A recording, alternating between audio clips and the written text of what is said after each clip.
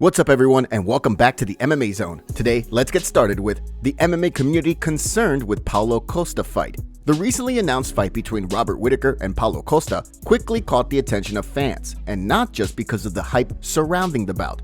After Costa was unable to fight Khamzat Chimaev due to a staph infection, many fans were skeptical that he and Whittaker wind up colliding at UFC 298. The bout had been announced for a previous card. However, Costa maintained that he never signed a contract, with the fight ultimately falling through. Given that, and his latest withdrawal against Chimaev, many are skeptical that he makes it to the octagon on February 17th. Mac Malley was quick to joke that Costa would withdraw from the fight once he saw the taxes in California, with Costa ironically then requesting that the UFC pay him in Bitcoin the very next morning. As one fan wrote, both Whittaker and Costa have reputations for withdrawing from fights, writing, "Two pullout merchants. Let's see." Another took aim at Costa, writing, "Whittaker versus TBA short notice fighter." Another fan wrote, "Let's not act like this will happen. I'm getting more and more unsure of who's the biggest pullout artist, Costa or Alex Perez." Another fan agreed, writing, "I'll believe it when Costa's in the octagon, although even then, he might still pull out." One fan jokingly set odds that the fight wouldn't happen, writing, "-500 this fight doesn't happen," with another one adding, "This fight isn't happening." Should the fight actually wind up taking place, the bout will likely see the winner put themselves in the mix for a #1 contender fight. Next up, let's take a look at Khamzat Chimaev versus Israel Adesanya at UFC 300. This week, former middleweight champion Israel Adesanya set the record straight, indicating that he would be returning to the octagon sooner rather than later, while also taking aim at those who took his claim that he wouldn't fight until 2027 serious. Adesanya immediately ignited talks of a potential fight at the historic UFC 300 card in April. Although the speculation among fans was that Adesanya could wind up fighting longtime rival Alex Pereira, undefeated contender Khamzat Chimaev recently posted a pair of photos on Instagram that shifted talk of a potential bout between he and the last stylebender. Accompanied by the photos, he simply posted an emoji making the "be quiet" gesture. Chimaev, of course, is fresh off a win over Kamaru Usman, after which it was revealed that he had suffered a hand injury that would keep him out of training for several weeks. Although the speculation has been that he will likely return at either the UFC's upcoming Saudi Arabia card next year or UFC 300, the timing of his post with Adesanya's announcement has fueled widespread speculation. With Dana White recently announcing the first few fights for the UFC 300 card, it'll be interesting to see if Adesanya and Chimaev get booked to fight one another on the April card. Next up, let's take a look at Garry breaks silence on UFC withdrawal. Heading into UFC 296, the welterweight showdown between Garry and Vicente Luque was one of the most discussed fights on the card, with Garry making headlines for a number of reasons. His withdrawal from the card disappointed many fans. Unfortunately for the undefeated contender, things were out of his hands, with doctors pulling him from the card as a result of pneumonia. On the heels of Dana White announcing a rebooking of Garry versus Jeff Neal for UFC 298, the Irish star broke his silence on his recent withdrawal on Instagram. He wrote, "Fight week didn't go as planned. Influenza developed into pneumonia as I dropped weight, and for the first time in my career, I was pulled by the UFC doctor. Flying home, I met so many fans who flew out specifically to see me. This is not how I wanted to meet you. I wanted to put on a show more than anything. Thank you for all your kind words, wonderful messages, and to everyone who was there for me. You might read hateful comments online, but I've discovered they aren't real. In real life, you book flights, hotels, you drive miles, and you show up in Vegas. I appreciate the hell out of everyone, and I promise I'll make it up to you all in February."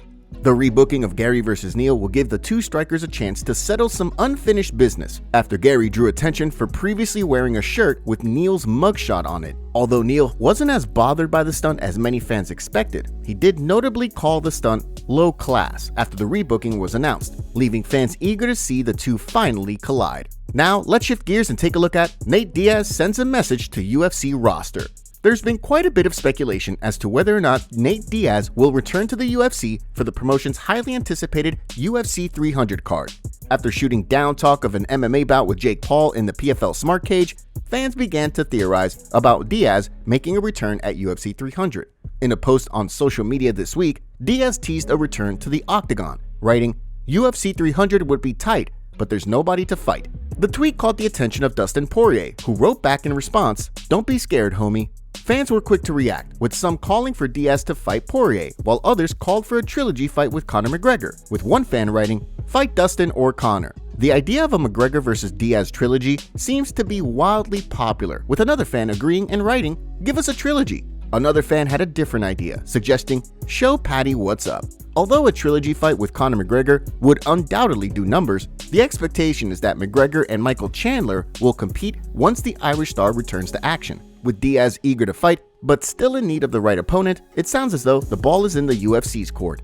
Next, let's take a look at Conor McGregor goes off on fighter. Conor McGregor was recently on hand this weekend in Saudi Arabia for an action-packed night of boxing. The former champ was seated ringside, where he generated quite a bit of attention from fans and media members alike. At one point during the card, McGregor spoke to IFL TV to discuss his next fight, calling out legendary boxer Manny Pacquiao. How about me versus Manny here in Saudi? Mate, how does that sound to you? I'm there to watch Wouldn't you think Manny should have to come up to my weight, considering it's his sport? You know what? Wouldn't you think that's what a man would do versus Money what talk. a mouse would do? Money talk. You tell him, what would you want to say? Well, Manny already owes me $8 million via court of law because he was signed to my management company and then didn't honor his deal. McGregor is correct about the fact that courts did in fact rule in his favor against Pacquiao regarding a breach of contract that alleged that the legendary boxer did not operate in good faith with Paradigm Sports Management. Pacquiao was also in the headlines earlier this year when reports indicated that he would be coming out of retirement. With McGregor still interested in boxing, it'll be interesting to see what comes of the Irish star's latest call-out. Next, let's take a look at Stephen Thompson breaks silence on Shavkat Rakhmonov fight. At UFC 296, Stephen Wonderboy Thompson looked to halt the hype train of undefeated contender Shavkat Rakhmonov. Despite showing some impressive defensive grappling early on, the famed striker wound up getting submitted in the second round, raising questions about his future in the sport as he approaches 41 years old. With the dust now settled, the fan favorite took to YouTube to reflect on the first submission loss of his career. Appreciate all your support for the fight. The fight this past Saturday. Obviously, it didn't go the way I wanted it to go. That's why you should always follow the plan, guys. I didn't follow the plan, so it's my fault. Anyway, love you guys, and I'll be back stronger, better than ever. I got some things I got to work on, get this foot healed up, and we'll get after it again. As Thompson mentioned, he believes he broke his foot during the bout, indicating that he accidentally kicked Rakhmonov's elbow while throwing a body kick. After shooting down talk of retirement with his latest post, the big question will be who the UFC will match him up against next. Of course, Colby Covington notably called Thompson out following his main event loss. However, given the foot injury, it's unclear when Thompson will return to action in the new year. Next, let's take a look at Jan Blachowicz reveals horrible news. Unfortunate news surfaced this week indicating that former light heavyweight champion Jan Blachowicz has opted to undergo double shoulder surgery after withdrawing from his UFC 297 fight against Alexander Rakic earlier this month. In a video posted from his hospital bed, the former champ indicated in Polish that after having one shoulder operated on, he'd have to soon undergo yet another surgery before attempting a return to action. In a separate post on social media, he wrote, "First shoulder operated on. Unfortunately, there was too much work to do with one, so they couldn't fix both at once. Another surgery soon. I'll have to wait a little longer to come back. I wish you all Merry Christmas."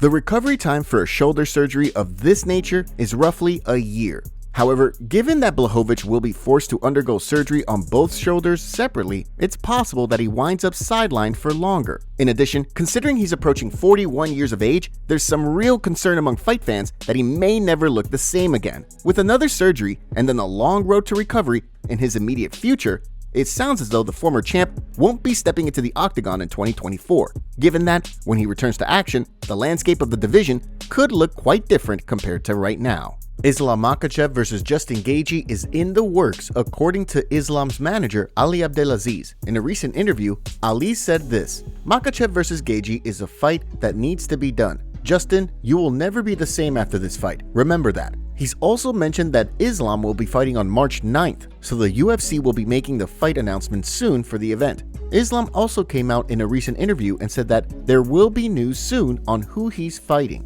Who do you think will win between Islam Makhachev and Justin Gaethje? Top comments. People want to see Triple C fight about as much as people want to hear Covington talk about politics. Got to admire Pereira for pushing the envelope trying to become a 3-division champ. Nickel has a podcast. Great news. I've been having trouble sleeping.